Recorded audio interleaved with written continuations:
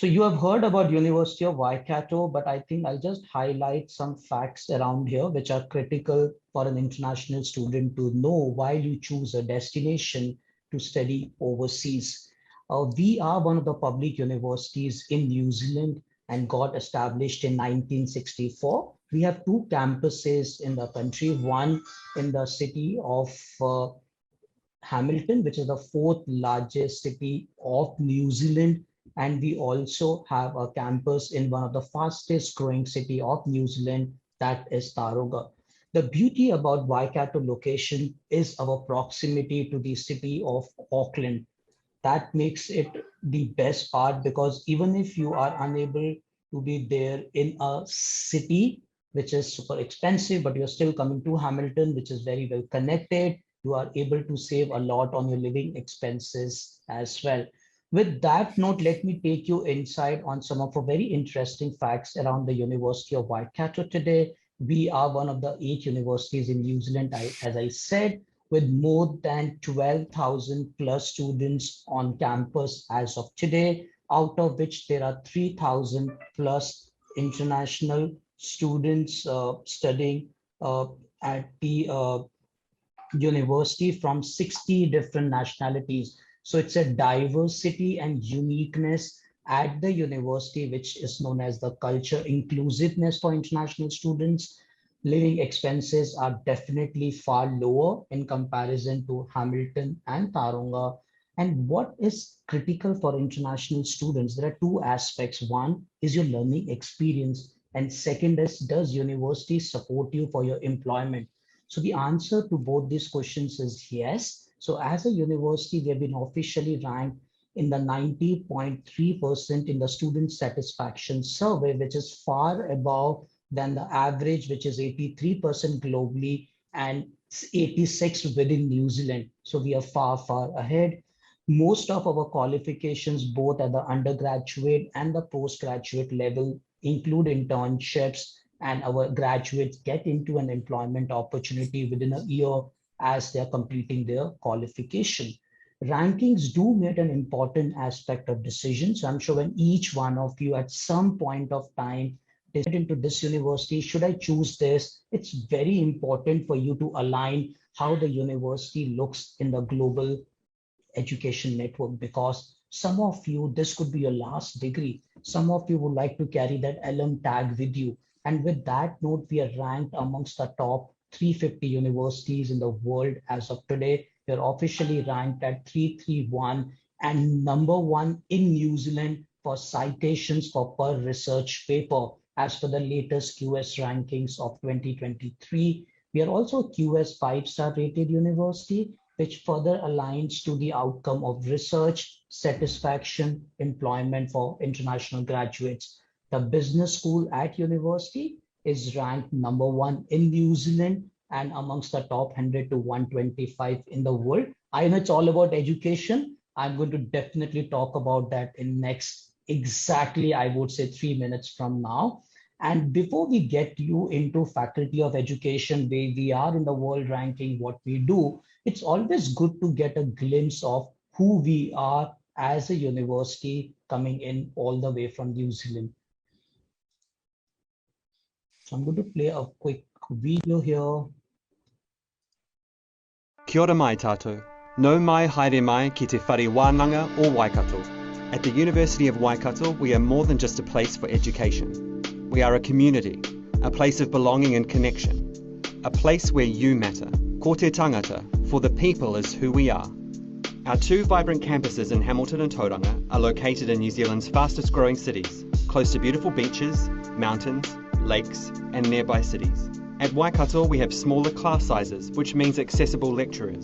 With a wide range of student support services and student clubs, you'll have fun, make new connections, and build lifelong friendships. Our flexible degree structure means you can study a broad range of subjects to create a qualification that matches your individual strengths and career aspirations. If you are passionate about planning for the future of Aotearoa, study a Bachelor of Social Science majoring in Environmental Planning and Māori and Indigenous Studies. Or if you want to make a difference to our planet, study for a Bachelor of Climate Change, the first of its kind in the world. If you aspire to be our future Prime Minister, study a Bachelor of Communications majoring in Public Relations and Political Science. The theory you learn in the classroom will be put into practice in work experience opportunities. Each year, through our extensive network and industry connections, Waikato students go on more than 2,000 work placements and internships. We support student success, and each year we offer hundreds of scholarships worth millions.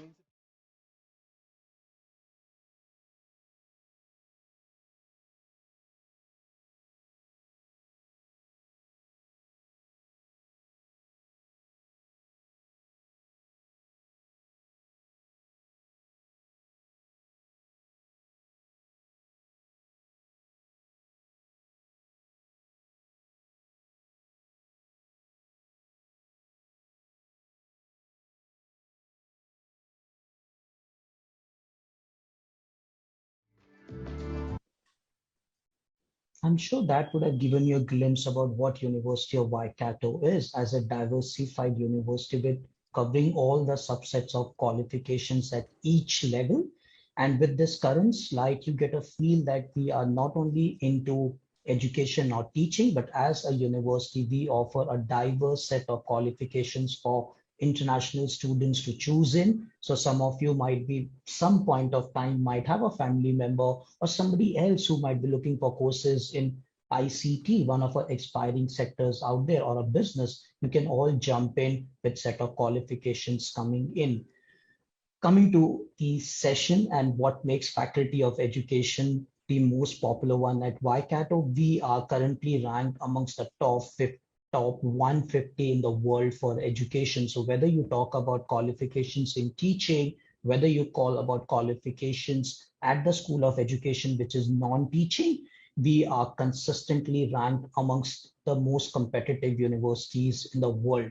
Now, what is that given point of time you look to study at the School of Education with Waikato? There are multiple reasons to it. And one of them is we not only focus on working on your skill sets, we also enable you to pick up research, we enable you to pick up your professional skills. Because as an international student beyond qualification, it is also important to make that interconnect alignment to your skill sets as well. We are one of those universities which also help international students part of our teaching qualifications with the initial teacher education practicum training, which is most important. Because when you're coming in from a country, from your home, you might have students which have a very different expectation. And when you come all the way to New Zealand and go as a teacher, you need to understand the people out there. You need to understand the child mindset, and this 80 minimum days of engagement at the master's level or a postgraduate level ensures you are given a practicum connect. And this is divided into two schools as part of your curriculum, which also enables you to engage better with the local community at there. And the best part, you can become a teacher with as good as in a year's time with our teaching qualification. So the element is if you could do a 1 year master's program at university and you could become a professional teacher, could immediately start teaching in a public or a private high school in New Zealand, which means a 1 year master's program enables you to become a registered teacher with the New Zealand Education Council. When we talk about teaching, we also need to look at non-teaching careers. So if any one of you are looking to get into roles which could be of administration, which could be of vice principal, which could be of registrars, which could be even work into the admin side of an high school, you can always look at studying education at Waikato as well, wherein we have courses which are very unique in nature, like a Masters of Educational Leadership, Educational Management, Counseling Studies, Disability and Inclusion Studies. There are more than 12 different unique specializations which are offered under the Masters of Education. And look at the next point, which should give you a feel confidence that we are ranked number one as a school of education in New Zealand for educational research. So some of you, if have an aspiration to get into a postdoctoral program, you can always apply with our School of Graduate Research for as well, because we do not limit our research only to teaching calls or only to a subset of a sector. We are very diverse in nature, from a special education to a counseling education, even looking at the local community, which is Maori education and sports and leisure studies as well. With that note, the School of Education is a reason why it's ranked amongst the top 150 in the world. Now, why you should look for a career change? Most of you are aspiring in your career. You might be very happy to what you're doing, but you always want a further value addition to your skill set. The teaching qualifications are one of those qualifications which could be career changers for some of you, which could enable you to get to a next level of your career if you even have actually a degree with you, because teaching qualifications in New Zealand enable you to become a registered call.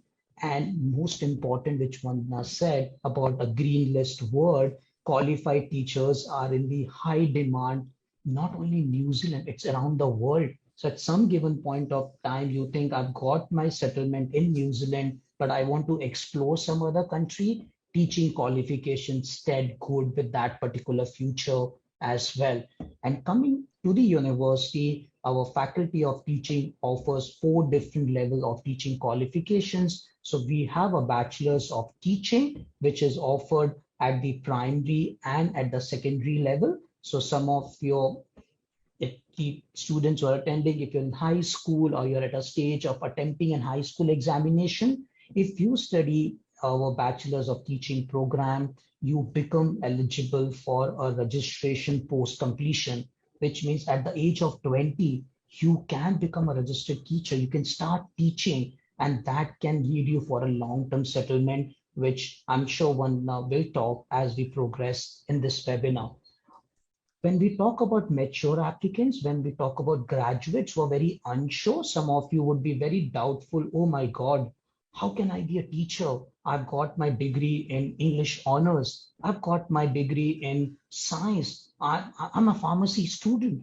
You all can apply for a teaching qualification. The best thing with New Zealand is it allows diverse background of students to apply for a teaching call. You don't need to have a bachelor's of education with you to apply for a teaching call at the university. And we offer all 3 levels. So some of you who are just freshers who want to experience the university and get an initial level of teaching, you can always come to us for a graduate diploma of teaching, which is again a 1-year program, but is offered in 3 unique areas, which is early childhood education, which is for kids, or I would say between 0 to 5 years. There is primary level, which is 5 to 13, and there's a secondary level from 13 to 18 years. There's a postgraduate diploma of teaching, which is only offered in primary and secondary, and we do have a master's of teaching and learning at primary and secondary level.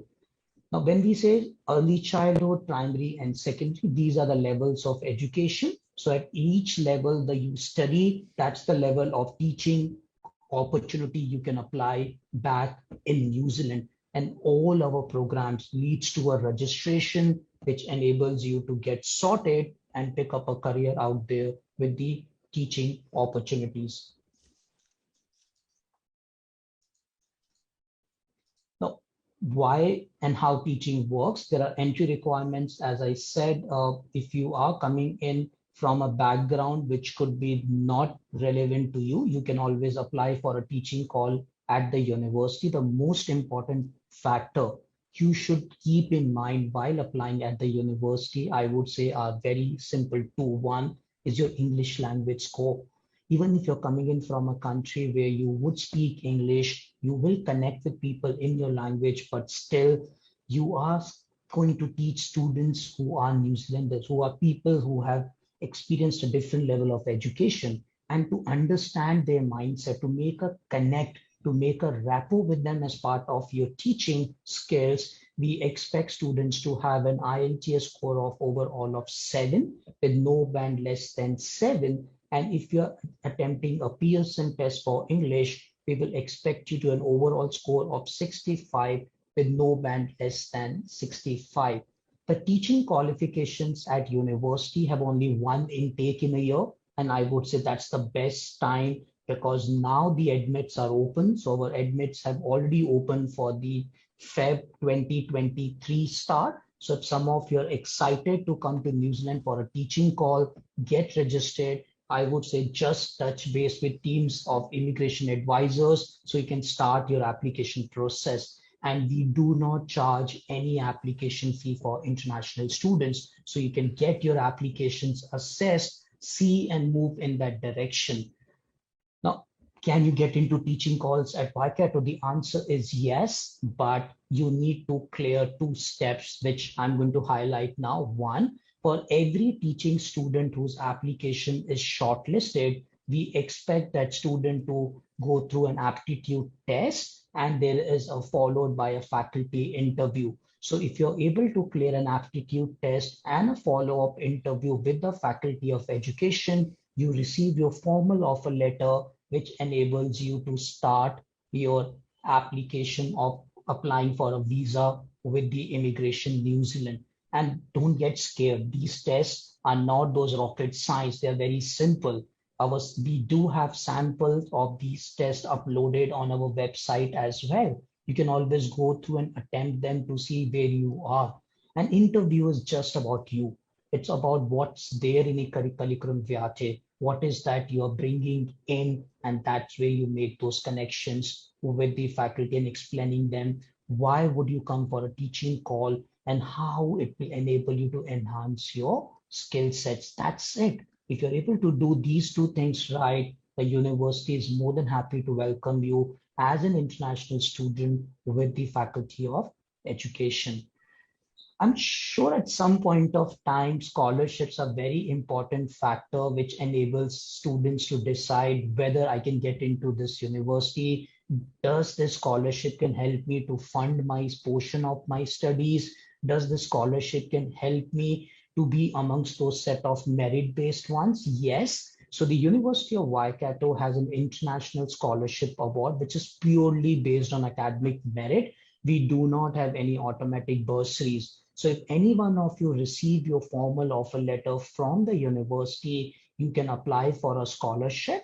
At the postgrad and the master's level, the value of the scholarship is up to 10,000 New Zealand dollars. And if you're applying for an undergraduate teaching call, then the scholarship is up to 20,000 New Zealand dollars, which is $10,000 for the first year, followed by $5,000 for second year, and followed by $5,000 for the third year. This is purely based on merit. So if you're very good, like some of you might have a fantastic scores in your undergraduate studies in your home country, could be a A minus, A plus, or you could be having a CGP of more than 6.57, a very strong case for a scholarship.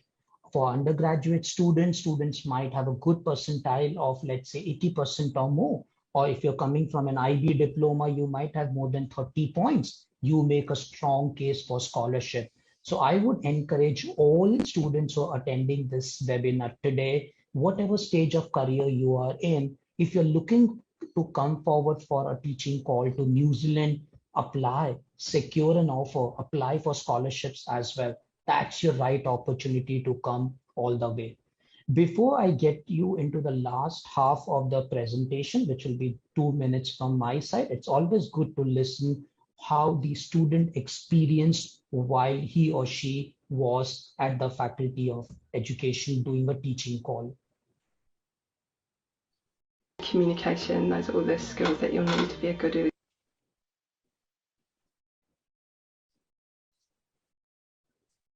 I chose Waikato University for the intention to get a Bachelor of Teaching, and with that, once I finished as a graduate student, was able to go into a supervisor role because of the content knowledge that was taught to me up at Waikato Uni.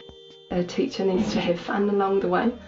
They need to be able to read the needs of children. So passion, creativity, teamwork, good communication, those are all the skills that you'll need to be a good early childhood teacher. I come to work to dance and sing and play and be inside, be outside, learn about caterpillars, touch guinea pigs and grow gardens, just things that I get put out of my comfort zone because it's not about me, it's about what I can do to make a difference in children's lives.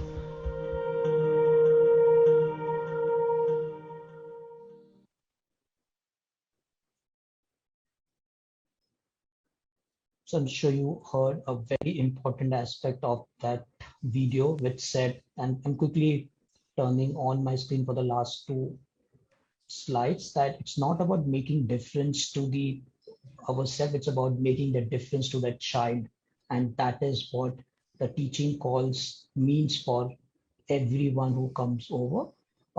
So taking you, I think, on the entry requirements, as I said, if you're applying for a graduate diploma qualification at any of the levels, which is early childhood, primary or secondary, you just need to have your bachelor's degree with you. So if you have a bachelor's degree which says you have passed the qualification, you can apply for a graduate diploma teaching call with us. But when it comes to the postgraduate diploma level or at the master's level, we expect you for a bachelor's degree with a minimum grades of B plus or with a CGP of 5.8. And if you have a percentage in your country, then more than 58% or more in your undergraduate studies. If you have that in place, absolutely good to go for your application with the university for any of these three qualifications. When it comes to the undergraduate level, now if you're coming in from a National Board of India, we expect you to have a minimum of 75% in your high school. And if it's a state board, it is more than 80%. Since there are a lot of students who choose international baccalaureate curriculum these days, you need to have a minimum of 24 points in your diploma. And if you are coming in from an A or a AS level, you need to have a minimum of 6 points in your A level to get into the program. And this is for the bachelor's of teaching. So if some of you are looking for a teaching call at the undergraduate level, this is your quick entry requirement. I'm sure as international student, you also need to look at safety. You need to look at can I stay inside the campus, irrespective what level of course you do. So university have accommodations which are 7 minutes walking distance, and they are very much inside the campus. We have halls of residence and Orchard Park, and you can stay in any of that apartments. We cater halls and self-catered. So some of you who hate to cook, who don't like to be bothered about cooking, you can choose a catered hall. All your meals options are taken care of, from a breakfast, lunch to a dinner. If you tell us about your dietary requirements, chef do ensure that all your dietary requirements are also taken care of. But a lot of mature students prefer a self-catered hall. We provide you with a kitchen cabinet. You can prepare your meals as per your own taste and choice. And a lot of mature students prefer to do that actually. In the last 12 minutes, we have only spoken about qualifications, academics, rankings, but life is beyond that at Waikato. It's not only about looking at studies, it's also looking at developing your skills beyond academics. So we have more than 60 plus clubs on campus. Some of you who love movies, we do have a movie club on campus. Some of you who loves to eat pizzas or any of those sort of crazy food, we do have a pizza club. And we are one of the universities to even have an esports club as well, which is a competitive gaming women's systems on campus. With that note, I will pass it on to Vandana from here. But if any one of you love and want to follow what University of Waikato has to experience, look at the right side of the slide. That's our social media handles, and you can jump in to follow us in any one of them. And every single day, we have a fantastic student experience being posted out there. Thank you. Thank you so much, Ashish. That was really very elaborative, and I am sure the attendees would have got a real insight into what the student life is, what their eligibility criteria is, and thank you so much. We really appreciate that. I would now like to give an overview of the immigration perspective. If somebody is planning to come to New Zealand, get a qualification that leads to a registered teacher's status, and then move on to a resident status as well. A new list has been recently introduced by Immigration New Zealand and the government, which is called the Green List. And I would like to elaborate on the process of doing a qualification that leads to an occupation on the Green List and further pathways from there. So what exactly is the Green List? Prior to this time, there were different lists which were reflecting the jobs that were in demand in New Zealand. There was a regional skill shortage, there was a long-term skill shortage, there was immediate shortage, there was Canterbury shortage, and these lists would reflect the shortages of the skills that and what New Zealand required. So this green list essentially replaces all other shortage lists that we previously had. So the green list mentions the occupations or the skills that are in demand in New Zealand, and anybody who gets a job which is listed on the green list has an assured path towards residence. And a very good news here is that teachers have been listed there in the green list. So there are 3 ways in which people can get residence through the green list. Certain occupations allow immediate residence. Certain occupations allow a pathway to residence. And there are certain occupations which allow a pathway to residence by the fact that those are high earning occupations. So somebody is earning more than twice the median wage rate. And that there are 3 ways in which somebody could get a pathway to residence through a green list. So today's conversation is only focusing on teachers, and we'll have a different conversation or a different webinar for various other pathways as well. So we're really very happy that teachers have found a place there. With teachers, there is a pathway to residence, and the ECE qualified teachers and the secondary teachers who are trained to teach in STEM subjects have a pathway to residence. So how it happens is, you've done a qualification, let's say you study at Waikato, do a graduate diploma in teaching, ECE, you get a registration to work as a ECE teacher, you get a job as an ECE teacher, you work in that role for 2 years, and after 2 years, there is an assured path for residence. You study a master's program. After the master's program in secondary teaching, you get a teacher's registration. Post completion of the course, you start working as a registered teacher in the secondary in one of those STEM subjects. There is an assured path moving towards residence. And after 2 years, you could apply for your residence. Primary teachers are not listed in the green list, but there would be a pathway for primary teachers as well, and we'll cover that in a subsequent webinars. So there is another path moving on to the residence, which is a skilled migrant category path, which is currently on hold, but that's likely to be reopened post-July. Once that reopens, we'll have another discussion for people who are focusing or targeting on the primary teachers pathway. So post completion of the courses, that is the thing. So a lot of mature students, a lot of teachers who have prior qualification want to come here as a family, and the questions align with what are the options for partners, for children. So another good news is, if you're doing a qualification, say a master's program, partners have the option of getting work rights. If you complete the program, when a person starts working in an occupation which is listed on the green list, again, partners have an option to apply for an open work visa. Kids can study for free. It's called a domestic fee-paying student visa status. Kids under the age of 5 can get a visitor visa, 20 hours of covered education. Over the age of 5 years can get a dependent child student visa, free education for them. So there are a lot of benefits, and based on what your individual requirements are, we'll have a discussion with all the attendees. I do not want to waste a lot of time, because I do see a lot of questions that are popping in, and I will make an endeavor to answer as many as we can. And just one disclaimer here, that I see a lot of you asking questions, and they would need us to give you individualized advice. So we will just not answer those questions for now, but rest assured, we will follow up with you subsequently post this webinar, and we'll touch base with you to give you those answers to all the questions that you've asked. So I'll start off with the first question that we have here.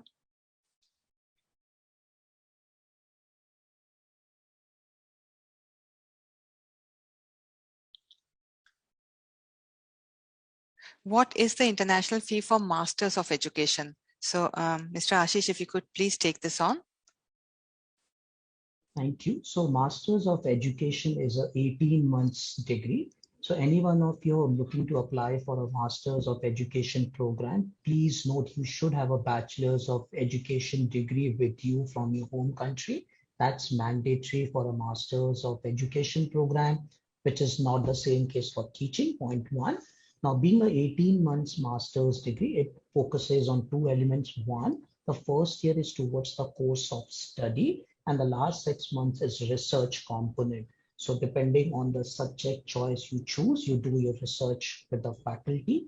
With reference to the qualification fee, the Masters of Education for a 18 months program is around 51,000 New Zealand dollars. Thank you so much. Thank you so much.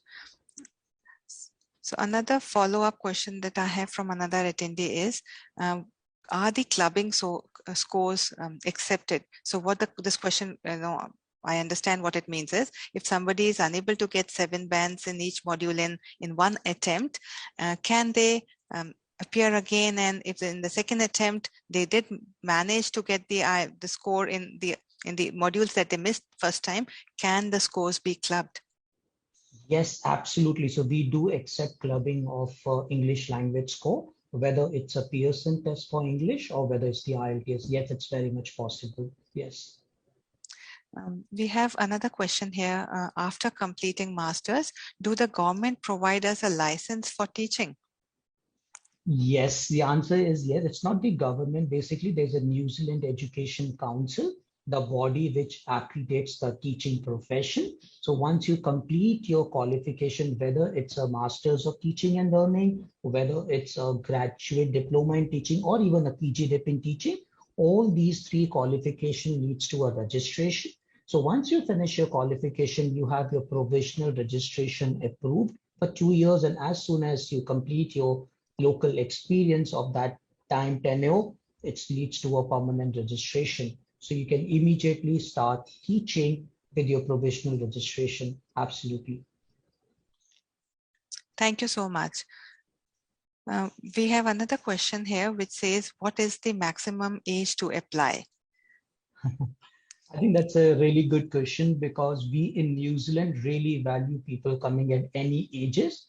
At university, we even currently have a student, he is an age of 52, and we currently have a student, she is an age of 54. So I don't think so age is just a number. Don't worry about that. And that's why I said, if you're looking for a career change, don't worry about the age, worry about your skill sets. Thank you so much, Mr. Ashish. And I would just like to add on here, if you're looking at studying, definitely age is not a bar here. We've done student visas for applicants who were even 70 plus. So we've handled even that age. But if you're also thinking of a pathway to residence and you subsequently want to apply for your residence, please be aware that 55 is the age at which the residence could be applied. So post that age, you will not be able to apply for residence under the green list pathway, or even the SMC prior to that had 55 as the age limit. So if residence is also one of the option, then keep that age in mind. If studying upskilling is your requirement, any age, even post 55, more than welcome. So I have this another question. I already have a MEd, a Master's in Education from another university. Will I be able to pursue another MEd in order to get a license to teach here in New Zealand? So before I hand over this to you, Mr. Ashish, I'll just like to clarify some few things here as well to this attendee. Basically, in New Zealand, there are education qualifications and there are teaching qualifications. So education qualifications most of the times would not lead to a teacher's registration. A teaching qualification, however, would. In a lot of other countries, like an education qualification leads to a teaching registration as well.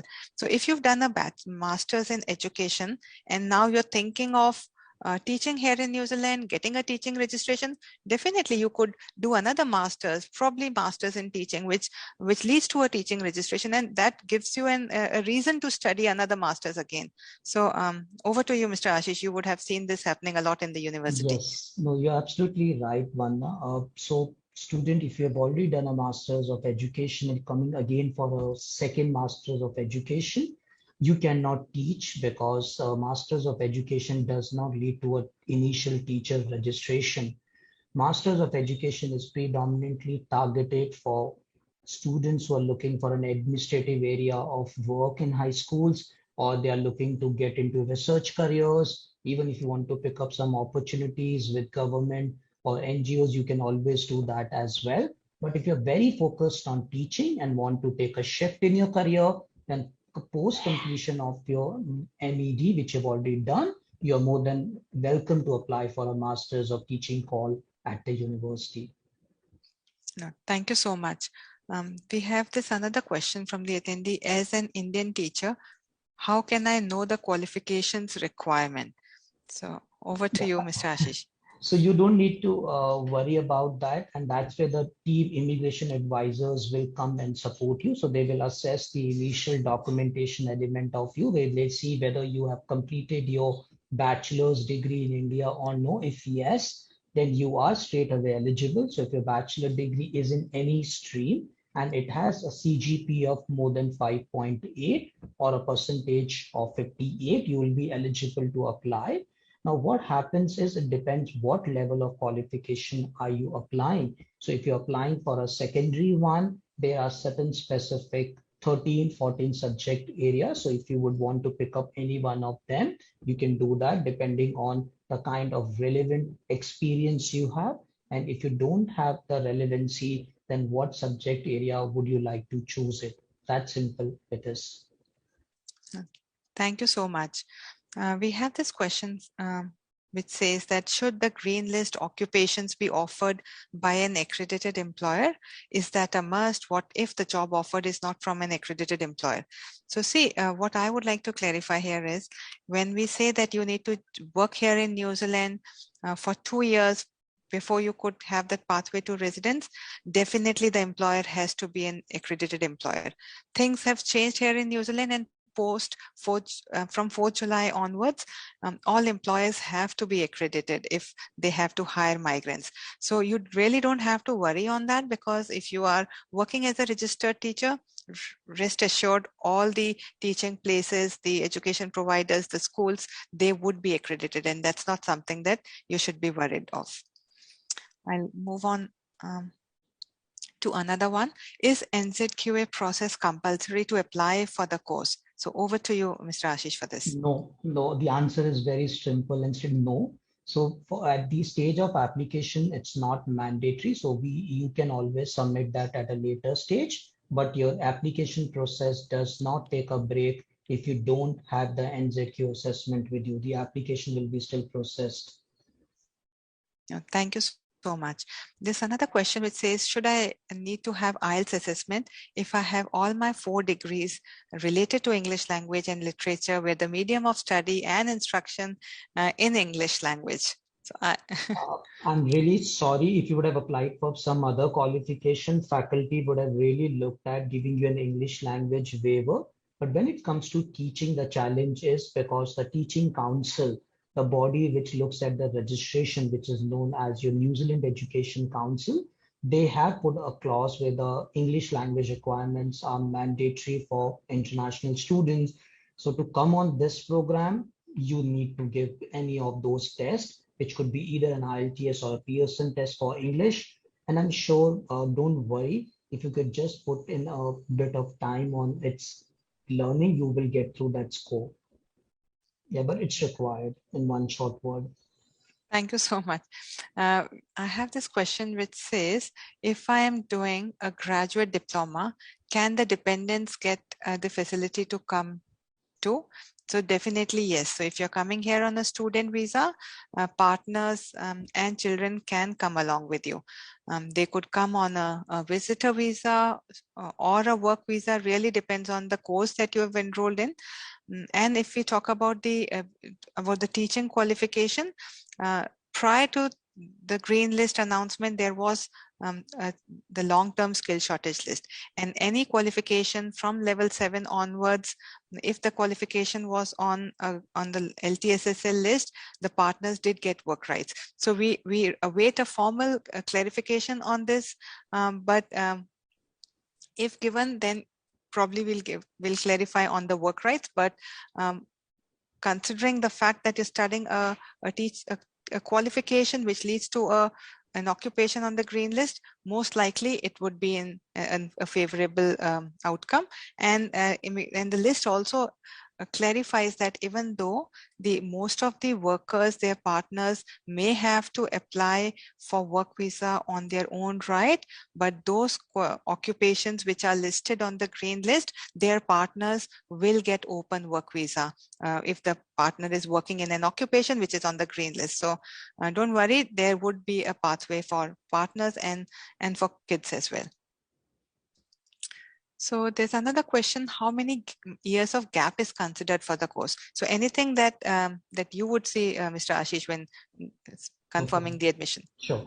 So the good thing with destination, I would say, and this is not specific to Waikato, but with the destination New Zealand, we do consider that students could have gaps, could be at different stage of their careers. There could be a gap because of a family reason. There could be gaps because you took a career break. Absolutely fine. So if you have a statement of purpose outlining the reasons of your gap, which could be mentioning that you had a family break or whatever, the university and the destination is very happy to still welcome you and assess your application. So we would say, don't worry about gaps, worry on your skill sets and see whether a specific qualification adds value to your career goal or not. That's it. Thank you so much. Thanks. Okay, somebody's asking what is NZQA. So yeah, NZQA is New Zealand Qualification Authority. So NZQA assessment is at times required, and for teaching qualification specifically required to see if your overseas qualification, how is it placed in alignment with the New Zealand Qualification Authority and New Zealand qualification. So that was the term that was used. I can see the questions are just too many for us to answer, but we'll try and answer a few more in next 4 minutes before we end the webinar. So, no problem. What is the total expense of doing a master's qualification? So, Sure. Mr. Ashish, you can tell about the requirement for the study purposes, and I'll then handle the immigration part of it. Sure, thank you. So when it comes to the Masters of Teaching and Learning qualification, the approximate tuition fee is 49,975 New Zealand dollars. So that's the amount you need to shell out for your studies with the university. As I said, there are scholarship opportunities. So if you secure your formal offer letter, the team will definitely advise you to apply for a scholarship. And based on your statement of purpose, the scholarship committee come back to you if you are eligible for any kind of an award. Again, I repeat, the maximum value of scholarship is up to 10,000 New Zealand dollars. Thank you so much. And apart from the school fees, when you apply for a visa, you also need to have enough funds to cater for your living cost. So 20,000 New Zealand dollars for 1 year of stay here in New Zealand, plus enough funds for your outward travel arrangements. So you'll have to add on, and there's an elaborative list of how those funds could be shown, what are approved funds, what are not. So that's a very important aspect when you're applying for a student visa, and a lot of applications cannot, or can get declined if the funds are not shown in a form which is accepted by Immigration New Zealand. So we do have a team which will work very closely with you to ensure that your funds are in alignment with what Immigration New Zealand requires as well. So I have this question which says, I have a bachelor's in science and a graduate certificate in education. Which visa do I qualify for? I'm looking forward to move to New Zealand with family.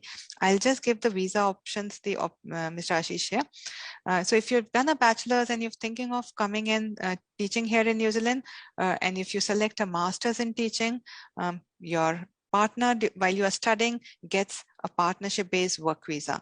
A work visa which will have open work conditions. That means the partner can work for any occupation, for any number of hours, for any employer in any employment. So that will be an open work visa for partner while you're studying your master's qualification.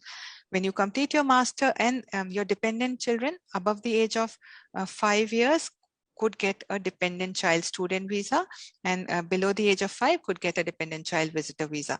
Once you complete your qualification, you become a registered teacher, you start working as a registered teacher. Because your qualification is in the green list, one of the green list occupations, again, your husband or your partner can again apply for a partnership-based work visa, continue to work on an open work visa, and post completion of your masters, you get 3 years of open work visa as well.